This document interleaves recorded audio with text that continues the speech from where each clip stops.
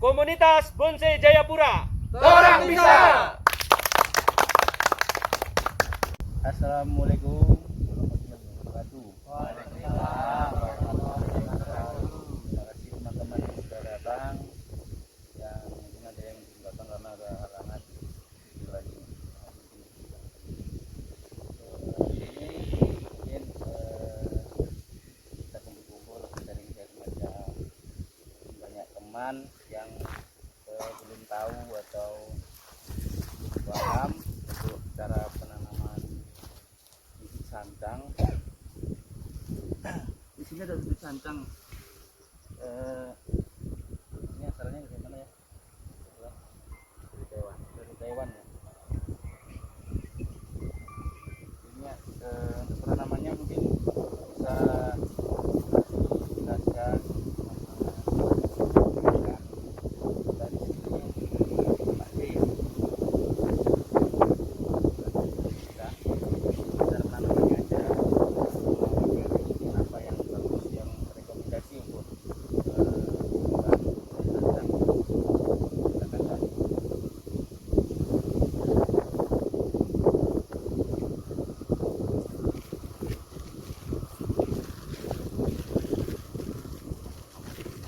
ini namanya apa Pak ya? Medianya ini pakai kokopit ya.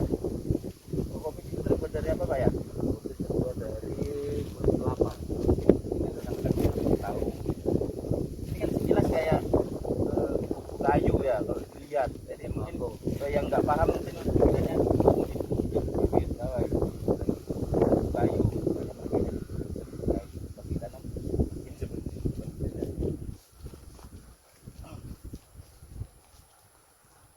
Jadi untuk media yang paling mudah membantu pertumbuhan stek sancang, karena kita ini komunitas bonsai ya, jadi kita spesifik saja hari ini kita bicara tentang sancang ya. Pada dasarnya hampir semua material seperti tanah berpasir itu juga cocok, karena yang mengandung pasir itu cocok juga, atau pasir kali saja juga bisa. Tetapi yang paling ideal itu menggunakan kokopit. Nah, yang jadi masalah kokopit ini tidak selalu tersedia untuk di daerah kita ini di Papua. Ada juga ya terbatas ya. Kotanya itu ada terbatas. Kalau di Koya Barat ada kalau membutuhkan. Jadi sifatnya dia yang pertama adalah karena dia mempunyai tekstur yang berongga. Jadi kenapa tadi saya sebutkan sangat ideal untuk menyemai stek sancang, karena dia punya tekstur berongga dan dia menyimpan air. Karena sancang ini pada dasarnya tumbuhan yang suka dengan air.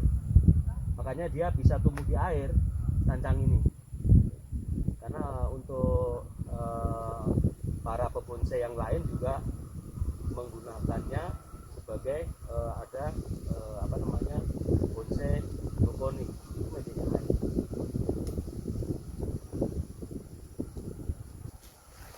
Nah ini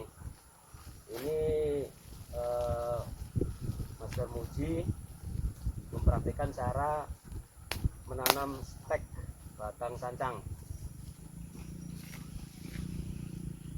Untuk steknya mungkin ada alternatif lain ya, misalnya mungkin kan ada teman-teman yang mungkin ada di daerah-daerah yang panas, mungkin tanahnya nggak bagus ya.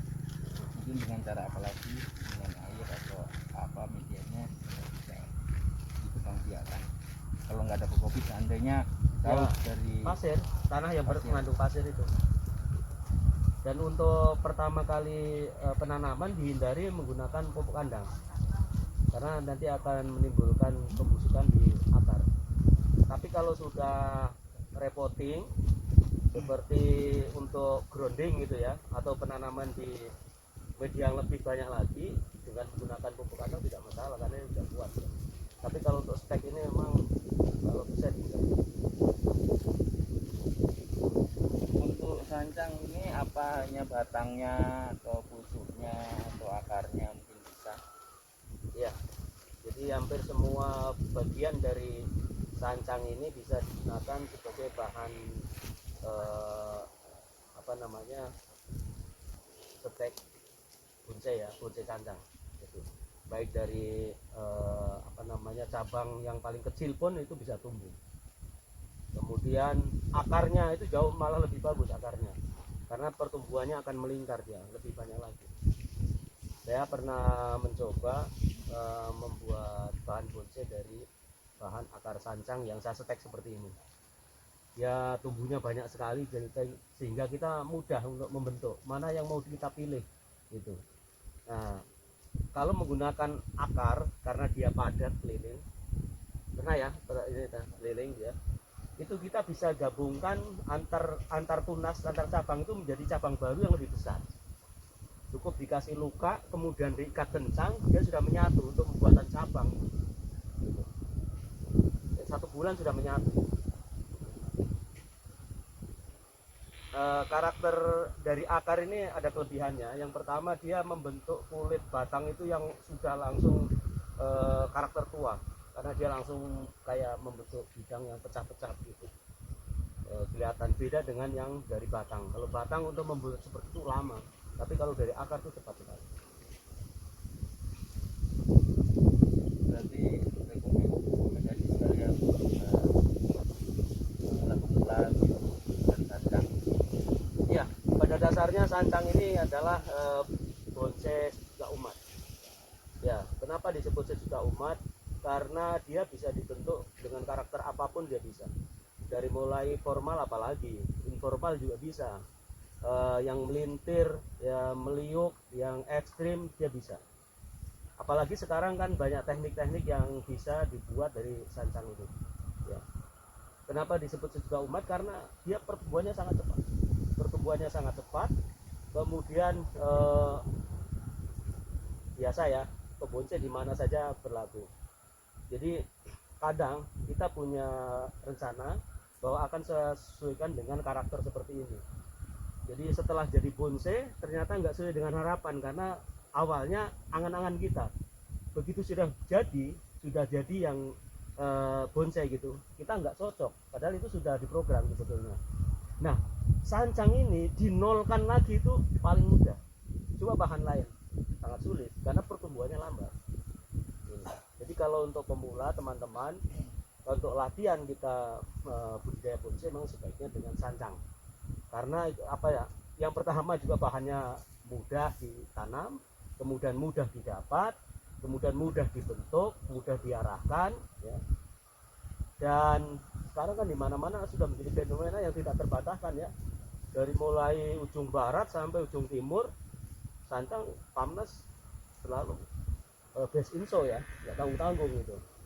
Nah ini memang untuk tahun-tahun lalu, karena era kita tuh kejayaan bonsai kita yang ya number one itu orang bilang ya serut ya, santigi. Tapi setelah hadirnya sancang ini ternyata sangat cocok untuk para pemula, karena itu tadi mudah ditanam, mudah dibentuk, mudah diarahkan, mudah tumbuh, cepat pertumbuhannya gitu. Dan kita nggak usah gengsi karena wah saya boleh yang ini, nggak usah. Sekarang kita belajar dengan yang mudah, yang sederhana, dan ternyata kan sancang di mana-mana sekarang sudah boleh dikatakan merajai. Kalau tadi saya sebutkan sancang itu adalah bonsai sejuta umat. Tapi konon katanya sancang itu bukan tumbuhan asal dari Indonesia, jadi mungkin agak sulit untuk dapatin ya kalau nggak ikut komunitas, atau mungkin mau belajar otodidak sendiri mungkin akan susah untuk mendapatkan bahan sancang. Ya, jadi untuk sancang ini memang sekarang ini sebetulnya bukan sulit ya, tapi karena memang kita tidak dapat informasi untuk mendapatkannya. Tapi dengan ada komunitas seperti ini, kita jadi mudah mendapatkan informasi dan untuk mendapatkan bahan gitu. Jadi memang sancang ini Premna microphylla ini memang bukan Indonesia. Kita ada yang satu family dengan ini, yaitu Premna sososa, yaitu ada beberapa family juga, ada keluarga, ada singkil, ya, kemudian ada wahong laut, ya, dan yang paling dekat sekali dengan sancang itu wahong laut. Karakter daunnya mirip, kemudian sistem pertumbuhan mirip, bahkan kulitnya pun mirip, cuman baunya yang beda. Kalau yang sancang wahong laut kan kayak mirip-mirip bau solar ya. Gitu. Tapi kalau yang ini ada rasa-rasa mint, bau mint.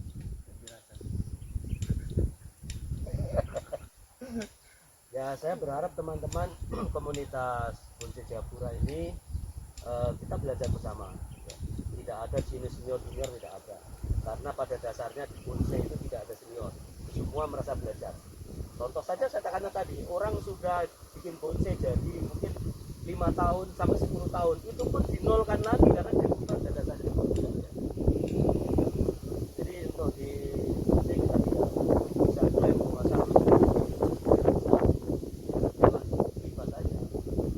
kita tidak usah membatasi diri. Wah, saya ini baru pemula, tidak usah. Kita bergaul, bergabung, dan menjadi komunitas saling mengisi. Tujuannya belajar bareng. Iya, kita belajar bareng. Jadi teman-teman kalau yang masih ada kesulitan untuk bahan sancang, saya banyak. Kita jamin gratis. Kebetulan itu tahun berapa ya? Itu saya beli bonsai di ukuran small, ya dia kakaknya Mami lah, karena waktu itu masih sangat sulit, tapi saya sudah melihat bahwa sancang ini nanti akan naik daun, bisa ground, tumbuh besar-besar sampai sebesar daun ini. Itu ada tingginya 4 km. Kemarin yang kemarin ya saya pagi itu ada satu pohon. Saya tumbuhnya begitu, tapi kalau akar dong, mari saya ini. Oke, mungkin ada kemarin yang dengan dengan teknik batang kemarin, mungkin ada yang bertanya, silakan. Mungkin kendalanya apa, pengalamannya gitu, ceritakan saja.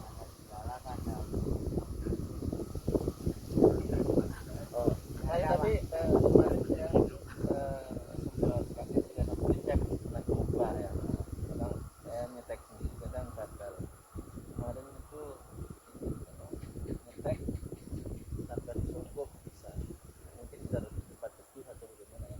Kadang saya nyetek itu pakai plastik aja, kadang masih mati. Makanya kemarin saya kaget, disungkup enggak disungkup, tapi hidup. Tapi mungkin saking mudahnya sancang itu seperti Ya, memang saking mudahnya pertumbuhan sancang itu, jadi yang penting tempat teduh pun dia akan tumbuh. Tapi dengan disungkup dia lebih ya, kalau disungkup 100% jadi. Kalau tidak disungkup ya spekulasi, tapi ya masih ya banyak tumbuhnya.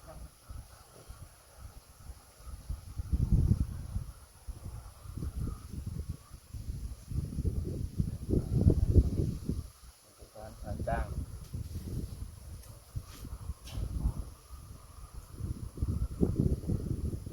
Nanti kopdar yang akan datang kita bahas nanti siapa masalahnya caranya membentuk perikilan dari stek, bahan stek gitu ya. Dasar awal Ya, dasar awalnya bagaimana gitu. Karena untuk sancang ini sebetulnya kita akan berolah seni, imajinasi mau dibikin apa ini sancang ini. Oke, kalau gitu terima kasih, tutup aja. Oke, mungkin sekian untuk pembahasan tentang sancang ya. Terima kasih buat teman-teman yang hari ini sudah datang. Mungkin di lain waktu kita akan bahas sancang. Nah, kita ngumpulnya kan nggak sering-sering. Cuma ngomong, iya lagi kan gitu nih. Nggak ada motor ya? Iya. Ini makan apa ini kopdar hari ini nih? Makan belut. Wih, belut. Anak konda. Mantap. Belutnya mantap ya. Terus enggak belut, yuk. Bisa makan? Yang penting bukan itu. Yang ada papanya di depan sini. Iya. Berbagi. Kalau tidak. Iki lho sendoke akeh tunggale bro. Oke. Kuwi cowok. Yo sebelah kiri tuh. Kopdar hari ini tanggal 30 ya. Tanggal 30 Oktober 2021 kita makan dengan belut. Ini nggak tanggung-tanggung ini belutnya ini. Pade, ini masakan apa namanya ini? Belut rica-rica kayaknya ya. Belut rica-rica.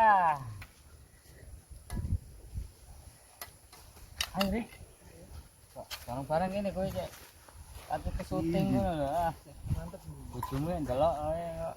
Bente bapak kok mari dene kancane kaya ngono. Ora nek bojone. Ayo. Tukang BT TV gak mangan. Ayo. Mantap kaya niki. Woi, mantap ini. Apa mesakne asak menoko aku dhewe mateni. Kok balik Mas. Pembunuhan sadis iki mau. Mantap ini.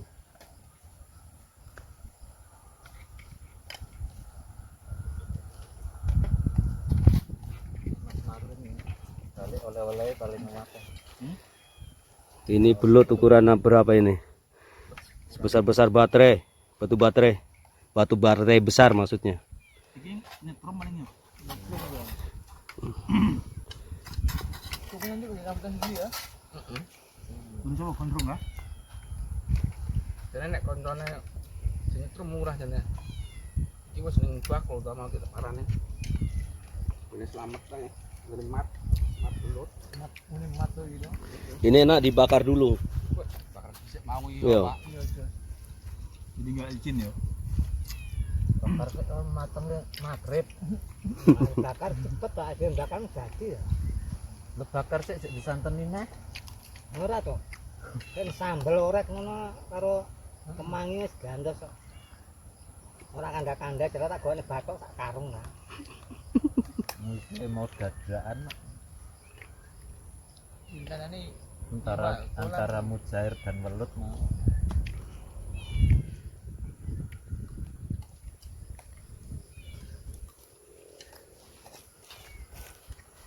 Boleh nambah kah? Oh, monggo Pak, silakan.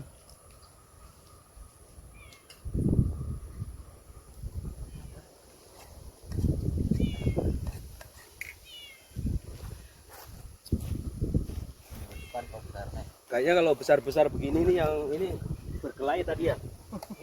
Berkelahi dengan belut tadi ya. Aku jenenge. Enggak, Pak. Sudah profesional. Oh. Ahlinya pembunuh lele kali.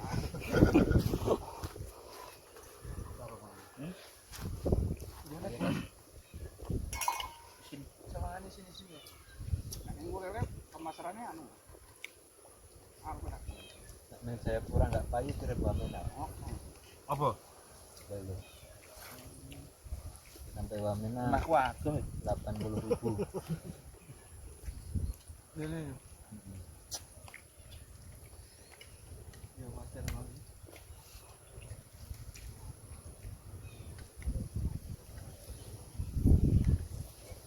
Tambah nih. Tambah les. Padi, padi. Lanjut. Padi mundir, padi. Coba ya. Sampai Iqbal. Orang Makassar panggil tadi. Padi. Jari. Itu Mas ya. Karena kalau kumpulannya orang Jawa tuh tidak ada panggil daeng. Mas.